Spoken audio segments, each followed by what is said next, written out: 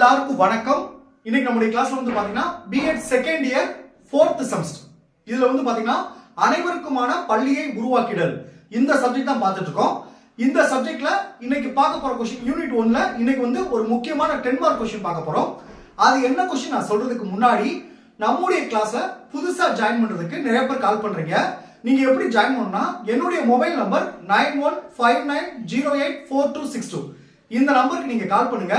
நம்முடைய கிளாஸ்ல நீங்க எப்படி ஜாயின் பண்ணலாம் சொல்லி நான் உங்களுக்கு டீடைலா சொல்லிடுவேன். அதே மாதிரி இந்த 4th செமஸ்டர்ல நான் இதுவரைக்கும் நடந்த அந்த பழைய நோட்ஸையும் நான் புதுசா ஜாயின் பண்ணவங்களுக்கு நான் அனுப்பிச்சிடுவேன். சோ ஜாயின் பண்ண விருப்பப்படுறவங்க என்னுடைய மொபைல் நம்பருக்கு கால் பண்ணி டீடைலா கேட்டு அதுக்கப்புறம் நம்ம கிளாஸ்ல ஜாயின் பண்ணிக்கலாம். ஓகே, இன்னைக்கு நம்ம என்ன क्वेश्चन பார்க்க போறோம் அப்படி பாத்தீங்கன்னா இந்த क्वेश्चन முக்கியமான ஒரு 10 மார்க் क्वेश्चन. இந்த செமஸ்டருக்கு வரதுக்கான வாய்ப்பு அதிகமா இருக்கு. சரிங்களா? அது என்ன क्वेश्चन பாத்தீங்கன்னா உள்ளடக்கிய கல்வியின் கோட்பாடுகள். நல்லா கவனிச்சுங்க. உள்ளடக்கிய கல்வியின் கோட்பாடுகள். நான் ஆல்ரெடி லாஸ்ட் கிளாஸ்ல உள்ளடக்கிய கல்வி அப்படின்னா என்னன்னு சொல்லியிருக்கேன். இப்போ இந்த உள்ளடக்கிய கல்வியின் கோட்பாடுகள் இந்த கேள்வியை படிக்கிறதுக்கு முன்னாடி ஒரே ஒரு விஷயத்தை நீங்க மைண்ட்ல வச்சுங்க. அது மைண்ட்ல வச்சுட்டு நீங்க படிச்சீங்கன்னா இந்த கண்டென்ட் புரிஞ்சிடும். நீங்க எக்ஸாம் எழுதுறதுக்கு ரொம்ப ஈஸியா இருக்கும். அதான் பாருங்க, உள்ளடக்கிய கல்வி அப்படின்றது இயல்பான குழந்தைகள். இயல்பான குழந்தைகளா எந்த ஒரு குறைபாடும் இல்லாத குழந்தைகள், அது இயல்பான குழந்தைகள்.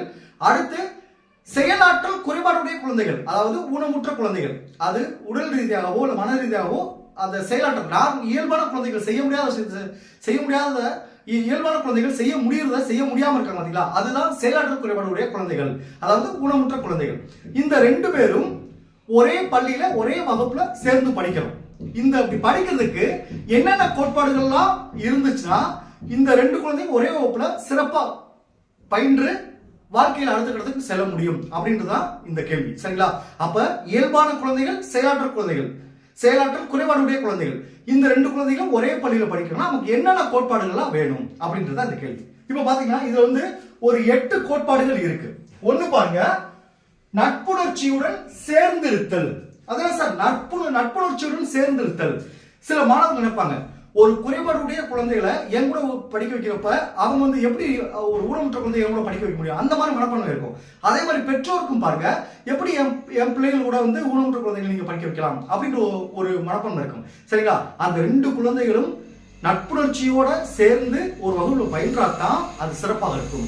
அதான் சொன்னா இந்த நட்புணர்ச்சியுடன் சேர்ந்திருத்தல். இப்போ ஒவ்வொரு தலைப்பை நான் சொல்றேன், அடுத்து நான் எக்ஸ்பிளைன் பண்றப்ப உங்களுக்கு ஈஸியா இருக்கும். அடுத்து ரெண்டாவது பாருங்க, சமத்துவ கோட்பாடு. மூணாவது பாருங்க, பங்கேற்றல் கோட்பாடு. நாலாவது பாருங்க, ஏற்றுக்கொள்ளும் கோட்பாடு. 5 பாருங்க, சிறப்பு வகுப்புகள் நிராகரிக்கப்படும் கோட்பாடு. 6 பாருங்க, தனியார் வேற்றுமை கோட்பாடு. 7 விலக்கி வைத்தலுக்கு எதிரான கோட்பாடு. லாஸ்ட் மாற்றம் கோட்பாடு. இந்த 8 கோட்பாடுகள் இருக்கு. சரிங்களா? இப்ப நான் நோட்ஸ் சொல்லி உங்களுக்கு சொன்னா ஒரு ஈஸியா புரியும். இப்போ ஃபர்ஸ்ட் வந்து என்ன பார்க்கணும்னா நட்புணர்ச்சியுடன் சேர்ந்திருத்தல். இது ஒவ்வொன்றுக்கும் நான் தனித்தனியா பாயிண்டா கொடுத்திருக்கேன். நீங்க கிளாஸ் ஒரு டைம் கவனிச்சுட்டு அப்புறம் நான் அனுப்பு நோட்ஸ் பண்ணி உங்களுக்கு ஈஸியா இருக்கும். இப்போ ஃபர்ஸ்ட் நம்ம பார்க்க போறது நட்புணர்ச்சியுடன் சேர்ந்திருத்தல். இதுல பாருங்க ஒரே ஒரு பாயிண்ட் மட்டும் தான் கொடுத்திருக்காங்க. ஒரே பாயிண்ட் பாருங்க, இது ஒரு பொதுவான கல்வி சமூகத்தில், ஒரு கல்வி சமூகம் பொதுவான சமூகம் தான். அதாவது இது ஒரு பொதுவான கல்வி சமுதாயத்தில் அனைத்து குழந்தைகளையும் ஒரு சேர இணைத்திடும் அணுகுமுறையை குறிக்கிறது. அனைத்து குழந்தைகள்னா இதுல எது வரும்னா இயல்பு நிலை குழந்தைகளும் செயலாற்றல் குழந்தைகள். அதான் அனைத்து குழந்தைகளும். இப்ப செயலாற்றல் குழந்தைகள் உங்களுக்கு தெரியும், காது சரியாம கேட்காம இருக்கலாம், இல்ல கால் குறைபாடு இருக்கலாம், கையில குறைபாடு இருக்கலாம், அதெல்லாம் செயலாற்றல் குறைபாடு சொல்லிருக்காங்க. அது லாஸ்ட் கிளாஸ்ல நம்ம சொல்லிருக்கேன். செகண்ட் பாருங்க, சமத்துவ கோட்பாடு.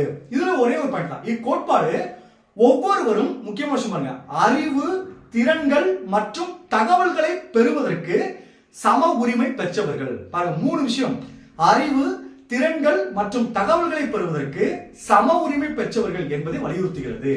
தேர்ட் பாயிண்ட் பாருங்க, பங்கேற்றல் கோட்பாடு. இதுல ஒரே பாயிண்ட் பாருங்க, இக்கோட்பாடு கற்பித்தல் கற்றல் செயல்முறையில் அனைத்து செயலாற்றல் குறைபாடுடைய குழந்தைகளும், நல்லா கவனிச்சுங்க, வார்த்தை சொல்லிட்டு பாத்தீங்களா, அனைத்து செயலாற்றல் குறைபாடுடைய குழந்தைகளும் இயல்பான குழந்தைகளுக்கு சமமாக துடிப்புடன் பங்கேற்க வாய்ப்பளித்தல். நீ வந்து செயலாற்றல், நீ வந்து கொஞ்சம் ஊனமுற்ற, இதுல நீ கலந்துக்க வேண்டாம், இது நீ கலந்து அப்படியே அவங்க ஒதுக்க கூடாது அப்படின்னு சொல்ல வராங்க. அடுத்து பாருங்க, ஏற்றுக்கொள்ளும் கோட்பாடு. இது ஒரு பாயிண்ட் தான் இருக்கு. பாருங்க, அனைத்து குழந்தைகளும் அவர்கள் பாருங்க நலிந்த பிரிவு மற்றும் விளிம்பு நிலை உள்ளோரின் குழந்தைகளாகவோ அல்லது செயலாற்றல் குறைபாடுடைய குழந்தைகளாகவோ யாராக இருப்பினும் அவர்கள் ஒவ்வொருவரும் பொதுப்பள்ளி வகுப்பறையில் சேர்ந்து பயில்வது ஆசிரியர்கள், பெற்றோர்கள் மற்றும் குழந்தைகளிடம் அக்கறை கொண்டவர்களாக ஏற்கப்பட்டு வரவேற்கப்பட வேண்டும். எந்த குழந்தைகளாலும் சமமாக பாவிக்கணும்னு சொல்றாங்க. சரிங்களா? அடுத்து பாருங்க, சிறப்பு வகுப்பறைகள் நிராகரிக்கப்படும் கோட்பாடு. அதாவது சிறப்பு வகுப்பறைகள் இப்ப பாத்தீங்கன்னா செயலாற்றல் குறைபாடுடைய குழந்தைகள் மட்டும் தனியா ஒரு பள்ளியில் வச்சா ஒரு தாழ்வு மனப்பான்மை ஏற்படும்.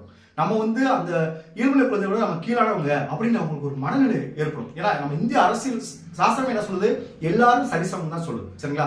அதான் சொல்றாங்க பாருங்க, வழக்கமான பொதுப்பள்ளிகளில் செயலாற்றல் குறைபாடுகளுக்கு கல்வி அளிப்பதற்காக சிறப்பு வகுப்பறைகளையும் குறிப்பிட்ட செயலாற்றல் குறைபாடுகளுக்கான பள்ளிகளையும் அமைத்தலை நிராகரித்துள்ளதை இக்கோட்பாடு வலியுறுத்துகிறது. இவை ஏன்னா பாகுபாட்டை பறைசாற்றுவதாகவும் ஊக்குவிப்பதாகவும் உள்ளன அப்படின்னு சொல்றாங்க. சரிங்களா?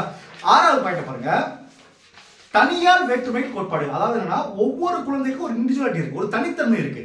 அந்த தனித்தன்மையை மதித்து செயல்படணும் அனைத்து பள்ளியும் அப்படின்னு சொல்றாங்க. அதுல பாருங்க, ஒவ்வொரு குழந்தையும் வெவ்வேறானவை என்றும் தனித்தன்மையுடையவை என்றும் உள்ளடக்கியது இக்கோட்பாடு வலியுறுத்துகிறது. அடுத்து முக்கியமான விஷயம் பாருங்க, பாக்ஸ் கொடுத்துருக்கோம். எனவே பல்வகை கற்பித்தல் முறைகள், ஒரு ஆசிரியர் எத்தனை முறைகள் பயன்படுத்தலாம் சரி, கற்பித்தல் பொருட்கள், கற்பித்தல் பயன்படுத்தும் பொருட்கள், கற்றல் தேர்ச்சி மதிப்பிடும் நுட்பங்கள், மாணவர்கள் கற்பித்தலுக்கு உதவி அளிக்கும் சேவைகள், தொடர்புடைய வசதிகள் ஆகியவையும் தேவைப்படுகின்றன. இது எல்லா குழந்தைகளும் தேவைப்படுது. மூணாவது பாருங்க, இவ்வாறாக குழந்தைகளிடம் உள்ள தனியார் வேற்றுமைகள் உணரப்பட்டு அவற்றிற்கு குழந்தைகளின் கற்றல் சூழலில் முக்கியத்துவம் அளிக்கப்படுகின்றன அப்படின்னு சொல்றாங்க.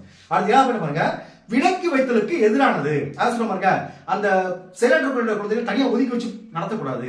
அது தன்னை சமுதாயத்தை ஒதுக்கிக்கிறதுக்கான ஒரு தாழ்வு மனப்பான்மை ஏற்பட்டு சொல்றாங்க. அதான் பாருங்க, இது ரெண்டு பாயிண்ட் பாருங்க. ஒன்னா முத பாயிண்ட் பாருங்க, உள்ளடக்கி இருத்தல் என்பது விலக்கி வைத்தலுக்கும் பாகுபடுத்தலுக்கும் ஏதோ ஒரு காரணத்தை அடிப்படையில் ஒதுக்கி வைத்தலுக்கும் எதிரானது. அதுதான் உள்ளடக்கி கல்வி. ரெண்டாவது பாருங்க, செயலாற்றல் குறைபாடுடைய அல்லது கற்றலுக்கு ஏதேனும் சிறப்பு தேவை வேண்டியிருக்கும் குழந்தைகளின் அனைவரும் இயல்பான குழந்தைகளோடு சேர்ந்து கல்வி பெறவும், பாருங்க, இயல்பான குழந்தைகளோடு சேர்ந்து கல்வி பெறவும் தரமான கல்வியை பெற்றுவதற்கான சம வாய்ப்புகளை அளித்திட வேண்டும் என்று கோட்பாடு கூறுகிறது. இதுதான் பாத்தீங்கன்னா விலக்கி வைத்தலுக்கு எதிரானது. அடுத்த கடைசி பாயிண்ட் பாருங்க, மாற்றம் கோட்பாடு. உள்ளடக்கிய கல்வி என்பது குழந்தைகளின் தேவைகளை நிறைவு செய்யும் வகையில் கல்வி அமைப்பை மாற்றிட வேண்டும் ஒழிய, பாருங்க, குழந்தைகளின் தேவைகளை நிறைவு செய்யும் வகையில் கல்வி அமைப்பை மாற்றிட வேண்டும் ஒழிய கல்வி அமைப்புக்கு ஏற்ப குழந்தைகளை மாற்ற முயற்சிப்பதல்ல என்னும் கோட்பாடு அடிப்படையில் அமைந்ததாகும். இதுதான் இந்த கேள்வி. இப்ப நீங்க நோட்ஸ் படி உங்களுக்கு ஈஸியா புரியும். Okay, thank you students. நான் அடுத்த கிளாஸ்ல பார்ப்போம்.